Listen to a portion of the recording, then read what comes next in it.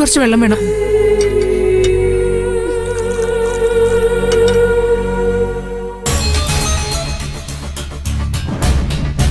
അച്ഛനോടെ ഇല്ലാത്ത ഭാഗ്യം. ആദിലച്ഛനെ കാണുന്ന ദിവസം എല്ലാം ചിലപ്പോ പൊളിയും. ഇല്ല ചീരു, നമ്മള് നമ്മുടെ തീരുമാനത്തിൽ ഉറച്ചു നിന്നാ ഒന്നും തകരില്ല. നമ്മുടെ അച്ഛൻ അവൻ പറയുന്നത് വിശ്വസിക്കോ അതോ നമ്മൾ പറയുന്നത് വിശ്വസിക്കോ?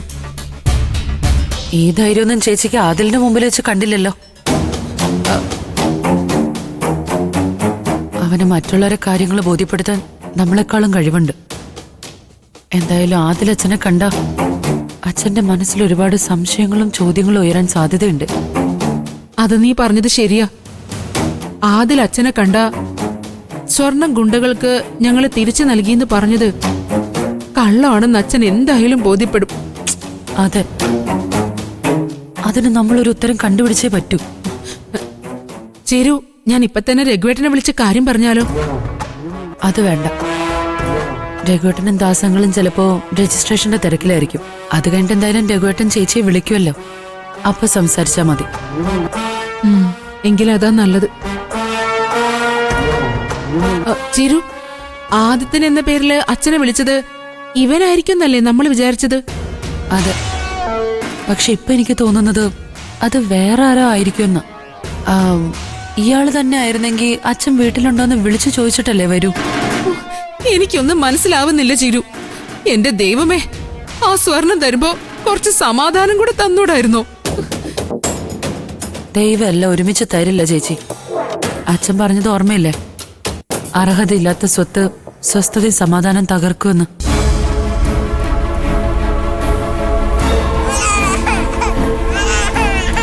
മക്കൾ എഴുന്നേറ്റു.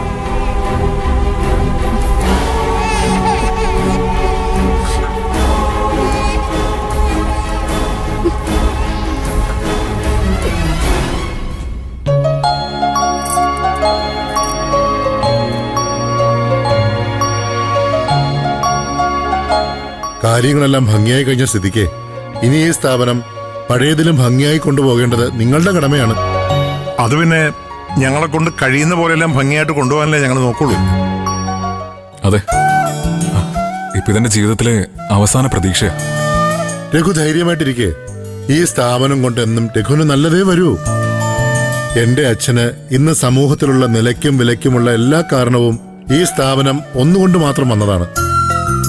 അറിയാം, നിങ്ങൾ ഉണ്ടാക്കിയെടുത്ത സൽപ്പേരിന് ഒരു തരത്തിൽ ഒരു കോട്ടം ഉണ്ടാവില്ല. അത് മതി. രജിസ്ട്രേഷൻ സംബന്ധമായ എല്ലാ കാര്യങ്ങളും തീർന്ന സ്ഥിതിക്ക് മുന്നോട്ടുള്ള കാര്യങ്ങളെല്ലാം ഇനി നിങ്ങൾക്ക് പ്ലാൻ ചെയ്യാം.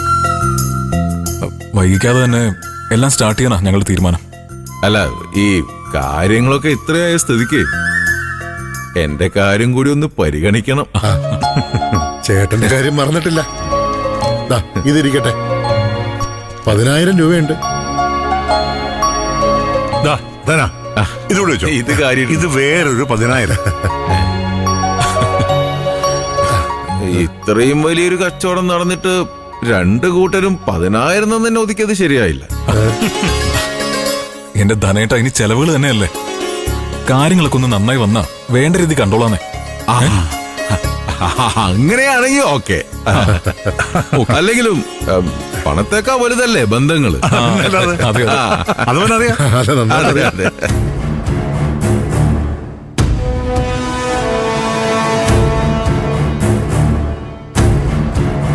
മകനെ കൊണ്ട് അമ്പലത്തിലെ വെച്ച് സത്യം ചെയ്യിക്കുന്നതിനേക്കാൾ നല്ലത് മ്യൂച്വൽ ഡിവോഴ്സിന് മകനെ കൊണ്ട് സൈൻ ചെയ്യിപ്പിക്കുന്ന നല്ലതെന്ന് എനിക്ക് അവിടെ വെച്ച് തന്നെ അവരോട് പറയണമെന്നുണ്ടായിരുന്നു.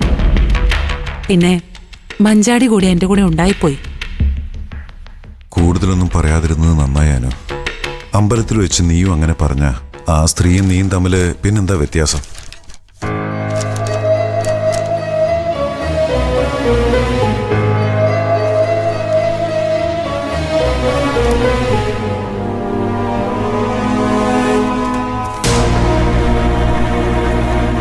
ഇന്ദ്രൻ മനസ്സിൽ തൊട്ടൊരിക്കലും അനുപമയെ ഉപേക്ഷിക്കുമെന്ന് സത്യം ചെയ്യില്ല.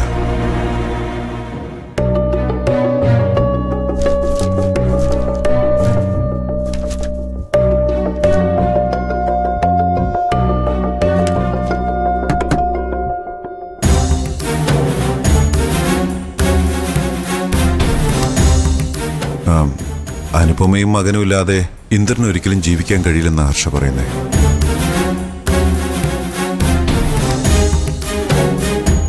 ഇന്ദ്രേട്ടന് അമ്മയില്ലാതെ ജീവിക്കാൻ കഴിയില്ലെന്ന് പറ ഹർഷേ. അമ്മയെ തൃപ്തിപ്പെടുത്താൻ വേണ്ടി ഈശ്വരന്റെ മുന്നിൽ വെച്ച് ഭാര്യയും മകനെ ഉപേക്ഷിച്ച ആൾക്ക് ഞങ്ങളെ ഓർത്തൊന്നും ദുഃഖിക്കാൻ പോലും അവകാശമില്ല.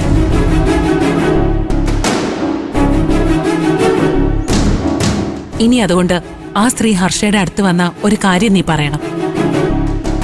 മകന്റെ കാര്യവും പറഞ്ഞ് ഇനി ഒരിക്കലും എന്റെ മുന്നിൽ വരരുതെന്ന്.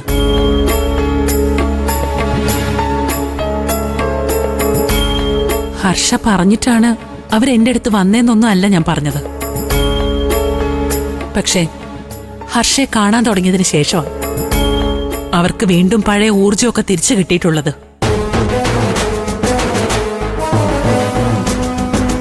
ബുദ്ധിക്കും വാക്കിനും നല്ല മൂർച്ചയുണ്ട്.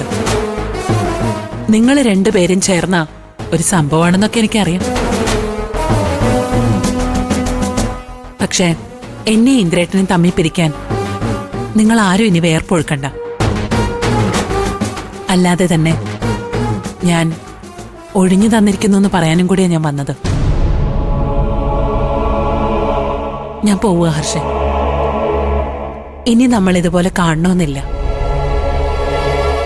നീയും കുഞ്ഞും നന്നായിരിക്കട്ടെ.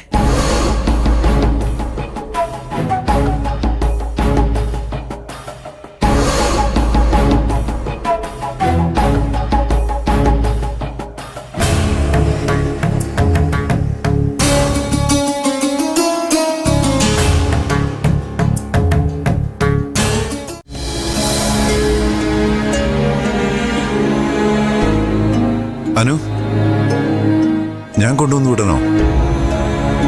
വേണ്ട രവി. ഇനി നമ്മൾ തമ്മിലുള്ള സൗഹൃദത്തെയാവും അവരായുധാക്കാൻ പോകുന്നത്. അതുകൊണ്ടത് വേണ്ട. അനുപമ ആരെയായി പേടിക്കുന്നേ? പേടിച്ചിട്ടൊന്നും അല്ല രവി. ഇത് മത്സരിക്കാൻ മാത്രമുള്ളൊരു വിഷയമല്ലാത്തോണ്ടാ. എനിക്കും എന്റെ മകനും സ്വസ്ഥമായിട്ട് ജീവിക്കണം.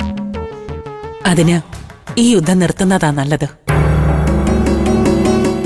അനു, രണ്ടാമത്തെ ലേഖ്യത്തിന്റെ റിസൾട്ട് ഇതുവരെ വന്നിട്ടില്ല. വന്നാൽ ഞാൻ അറിയിക്കാം.